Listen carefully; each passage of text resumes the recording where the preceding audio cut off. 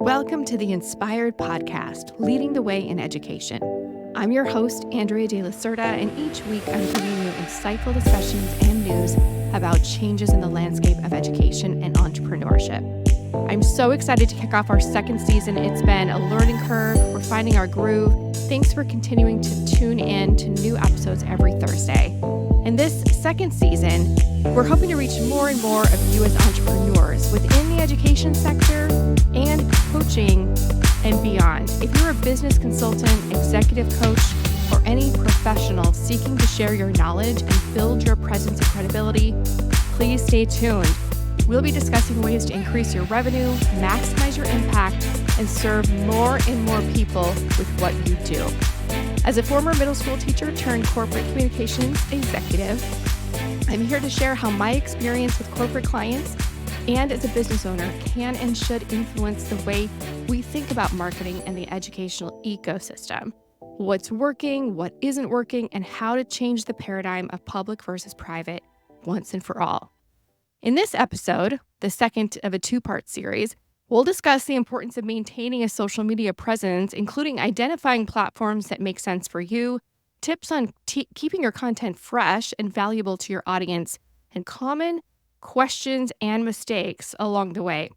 I hope today's episode will help you by building trust with your ideal clients, and hopefully after listening, you'll feel confident starting or improving your online presence. So let's dive in. The social media ecosystem is highly customizable to any business's needs, and dozens of platforms exist to appeal to different audience sectors. Some specialize in video content, others prioritizing images and written material. Some strategies are informed by your audience niche and the best place to find them. So let's break it down, all of it, by starting with some common questions that I get from clients when it comes to implementing a social strategy for their coaching business. One of the big common questions I get from my clients is, how do I know which platforms make sense for me? As I mentioned before, there are dozens of options, more and more it seems every year. And a common mistake that I see many of my clients make in the beginning is that they limit their activity to the platforms that they use for personal use. So while I understand that this is a bit less intimidating when you're thinking about building pages on additional platforms, all of it seems very daunting at first because there's so many places you can be. But it may not be the best strategy to just focus on those, because the reality is that today for coaches, the general rule is more is more.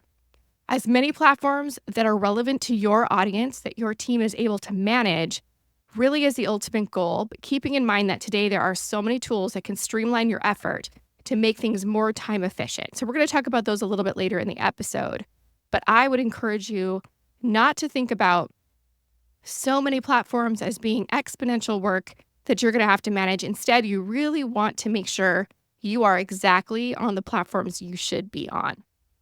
Maximizing your reach on social media involves cross-posting strategically to build your target audience. For instance, you can share a single video across TikTok, Instagram Reels, and YouTube Shorts while posting a relevant image, infographic, or a meme on Instagram, Facebook, and LinkedIn. All of it around the same point of view, maybe linking back to the same resource. By leveraging the strengths of each platform for specific purposes and specific topics, you can effectively engage the widest possible audience across all of those platforms.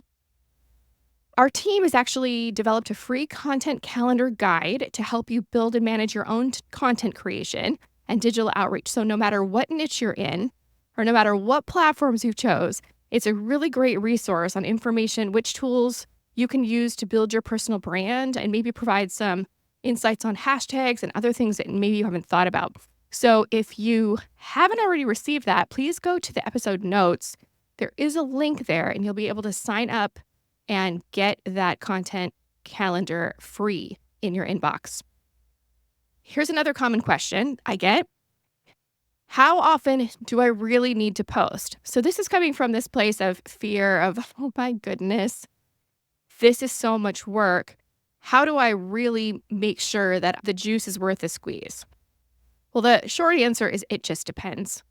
More important than the number of times that you post each week is more the consistency.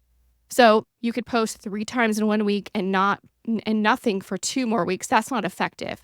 But if you could manage 2 posts each week consistently, that is more valuable to you and your business. So stay consistent in monitoring and adding content to your website and social media accounts so that consistent engagement schedule is key.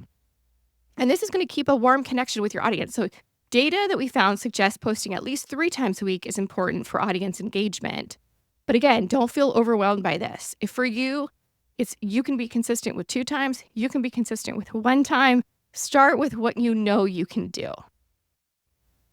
Also, keep in mind too that your content can be repurposed over multiple channels. And it can even be repurposed over time. So you might have a fantastic piece of content that you spend a lot of time on. And if it's written in such a way that it has longevity, then you can post it 6 months later again and 6 months later again, or however frequently you want to get as much value out of that piece of content. Here's another question I get often. Can I use social media as a sales platform? And sometimes I'll even hear, I've tried it and it doesn't work, meaning in my mind, I was expecting sales and it didn't happen. So be super careful with this question. As I shared previously, a dynamic digital presence is not purely about business. It also is a place to connect with people very authentically, creating strong connections and building trust. Clients don't only want to get to know your business model or what you sell. They really want to get to know you. And as a coach, consider sharing not only your services, but who you are, who you really are, how you operate, what makes not just what you offer unique, but what makes you unique. How have you helped others similar to them achieve their goals and results?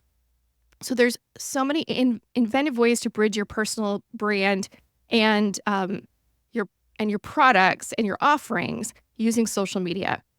On a photo or a video-based sharing platform like Instagram or TikTok, you can give your audience a glimpse into your coaching process or a workspace. I mean, think about it so simply.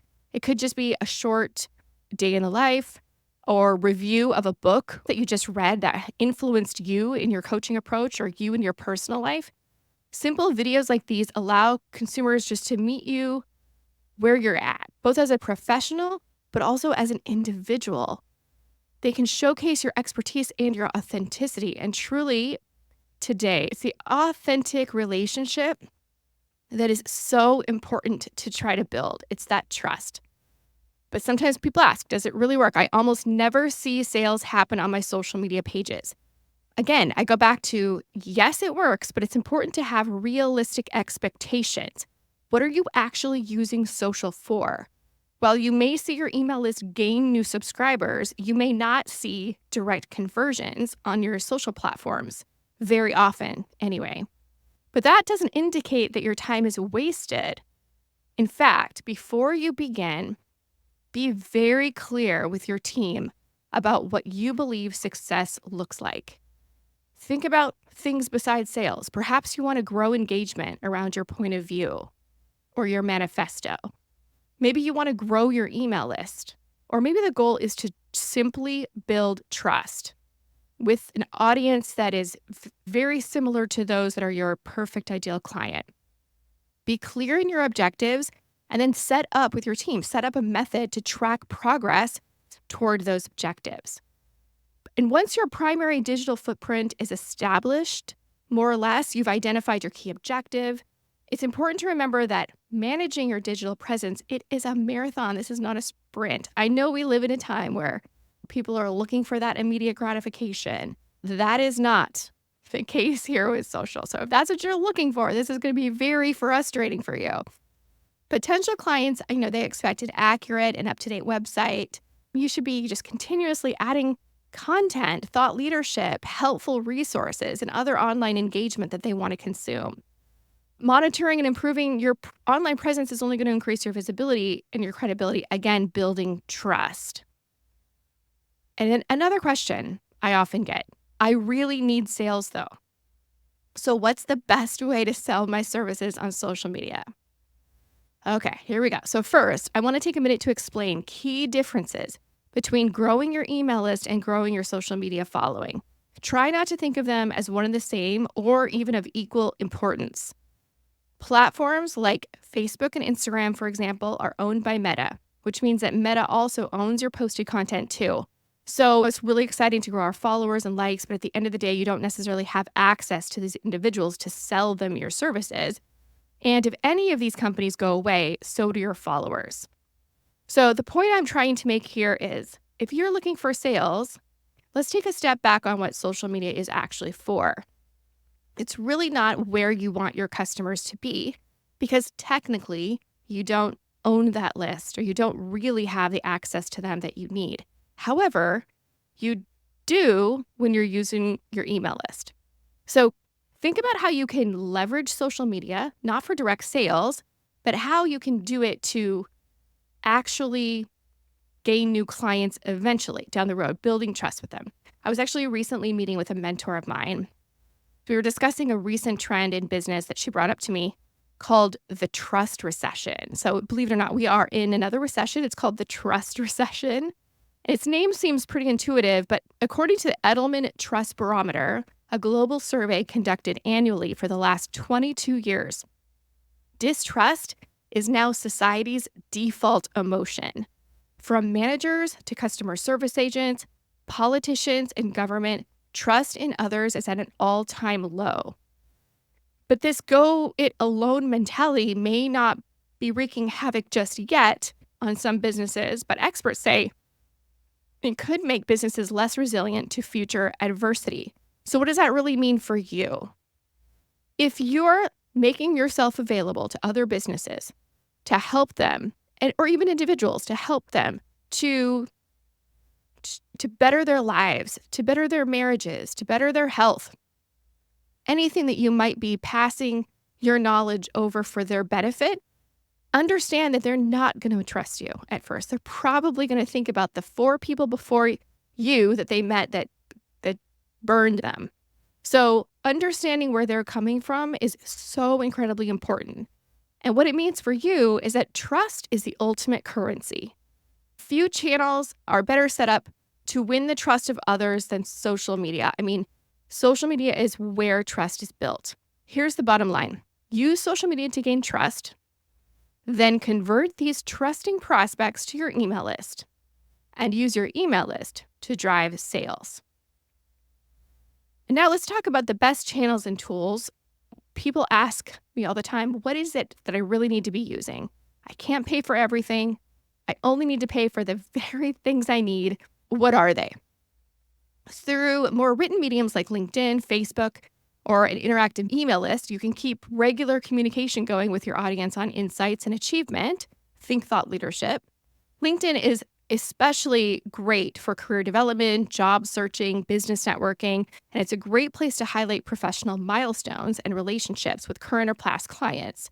And for most B2B coaches, this platform and content format is really ideal to share your knowledge and build trust. Are you interested in sharing relevant news and trends pertinent to your field, or perhaps your own insights and anecdotes, just your own funny experiences in your industry? But no matter what your goals are, there is a social media space for you, and more in-depth information on each platform, how they can be utilized, is available in that free content calendar guide. So if you remember earlier, I mentioned go to the show notes, find our free content calendar guide, and make sure you download that. It's a great resource for you. For content promotion, here are some tools we can talk about. They could help you land more easily in front of your audience, things like LinkedIn newsletter, which is fantastic. And the LinkedIn algorithm will help you in terms of making sure you get views on your newsletter when you post one. An email campaign via platforms like ConvertKit or MailChimp can really help your email land in people's inboxes. Of course, you can think it directly on your blog. It's extremely accessible to those who visit your website. So think about these channels as ways to repurpose some of your best content. And when it comes to tracking, which hopefully everyone should be doing in some form, remember those objectives that you set early on? How are you tracking toward those objectives? So some analytics tools are great. Of course, Google Analytics and social media analytics that come directly in the platforms like Facebook, Instagram, and LinkedIn. Those are great to be reviewing on the regular basis. And you'll see when you do review them pretty consistently, you'll see which types of content your audience seems to engage with the most. And that gives you a clue to kind of expand maybe in those areas. And I also recommend you turn your Meta into a business account. So if you have a company account on Facebook or Instagram, you should be able to navigate to the Meta business account. There you can track the performance of your Facebook and Instagram accounts together, and you're able to track the demographics of your audience. You can also manage any paid campaigns there too. So if you have a super great piece of cornerstone content that you want to make sure gets as many views as possible, if you put some dollars behind that, you can be able to track the metrics on how that investment is doing right there in your Meta business account. You can also use some other tools, free social media tools like Buffer or Sprout Social. I believe they have free plans. Of course, they have upgraded paid plans as well, but those help you stay on top of your analytics and manage posting in advance across all of your social media platforms. So that makes it super easy. You can link all of your different pages to those accounts, and you can schedule and analyze everything in one dashboard. Also consider conducting some regular audits of your online presence just to identify areas for improvement, and make sure to set reminders on your calendar to ensure that your website contact forms, your CTAs, that's a calls to action, your buttons, links, and social link tree are all in working order. If you're not careful, after some time, these things can have a tendency to break. If there's an update to your website that's causing broken links, it's really important that those links are all working. You can also set up Google Alerts for your name and business name. I would recommend that everybody do this. Even if you don't have a business and it's just you, I recommend going to Google Alerts and putting an alert on your name. If you have a business, then also on your business name. That way, anytime your name or your business name is mentioned online, Google will give you an alert to show you not only that it was mentioned, but where it was mentioned and in what context.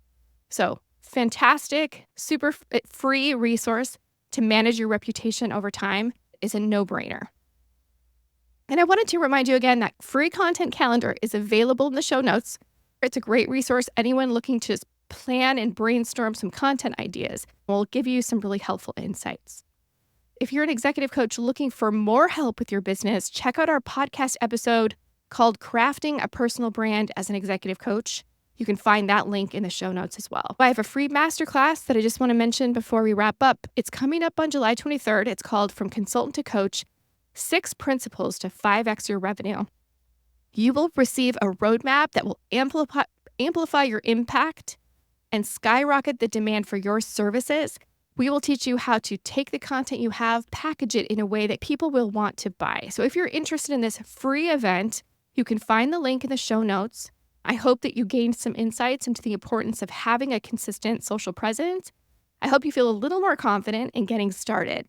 These tips will help you stay competitive in the coaching space, establish credibility, and build trust among your community and potential clients. And can I just say, this can be such a hard topic. I mean, it's easy in theory. We talk about how the platforms work. We talk about what they're helpful for. We talk about how we should be using them. And it's one thing to talk about it in theory. It's a whole other thing to put yourself out there so consistently and so authentically. And I would say my encouragement to you would just be lean into it anyway. Push through it anyway, that uncomfortableness, that feeling that imposter syndrome or whatever it might be coming up for you when you really put yourself out there authentically. Remember, there's a trust recession and you have something of value to provide your audience. You don't have to work too hard. You know what you know. Be yourself. It's okay to not be 100% polished all the time because that's real and that's true. And people today want that. They're looking for that. So that would be my encouragement to you. Thank you so much for tuning in today. I gave you a lot of information. If you enjoyed this episode, please remember to review, like, and subscribe, and tune in next week for another new episode. Thank you so much for joining us today. We'll see you next week. Take care.